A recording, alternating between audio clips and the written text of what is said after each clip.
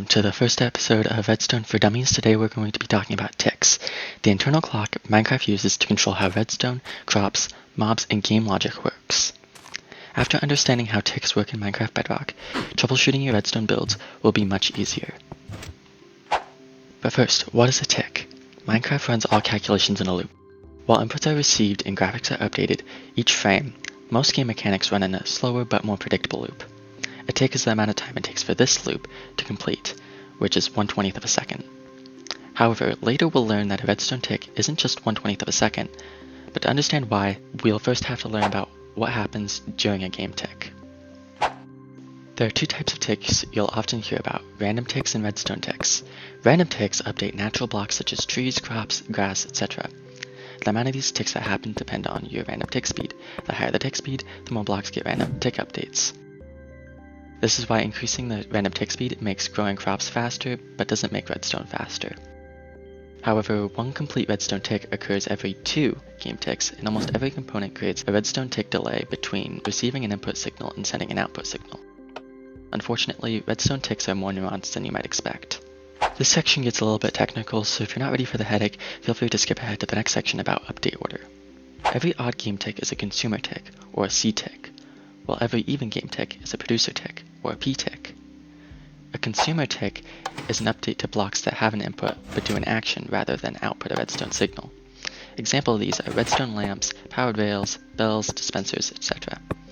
Meanwhile, a producer tick is an update to blocks that have an output such as an observer, repeater, comparator, redstone torch.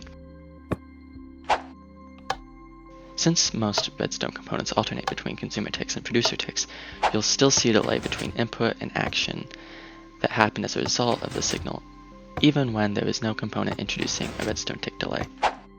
Once a redstone component has received a signal, the order in which each component does its actions depends on the update order. Unfortunately, redstone components update in a different order every time. Here on the left we have a predictable pattern, that is, each dropper takes its input from the last one, so the output is the item coming out of the last dropper within the first tick. However, on the right side we have an unpredictable pattern, where the droppers fired at random times within the tick, where some droppers are being activated before they receive the input from the last dropper. Redstone components update in a random order, so anything that is supposed to happen within the same tick will not occur in the same order.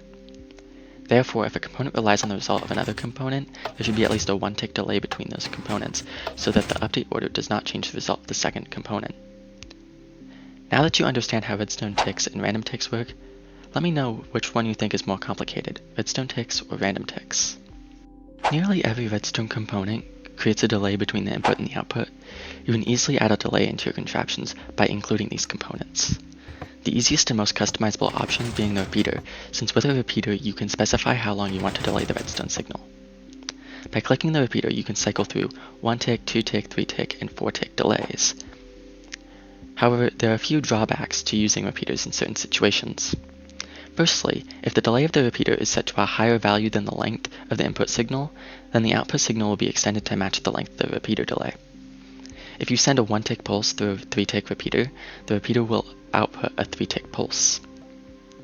Secondly, repeaters produce a signal of 15 when powered, which means if you want to add a delay into a contraption that takes signal strength into account, then you may want to use comparators. Comparators maintain the signal strength of an input, so long as no redstone inputs are going to the sides of the comparator.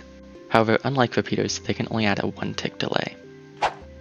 Congratulations, you should now understand what a game tick is and how often they occur, the difference between redstone ticks and random ticks, how update order can impact your redstone builds, and how you can introduce tick delays to enforce a particular update order.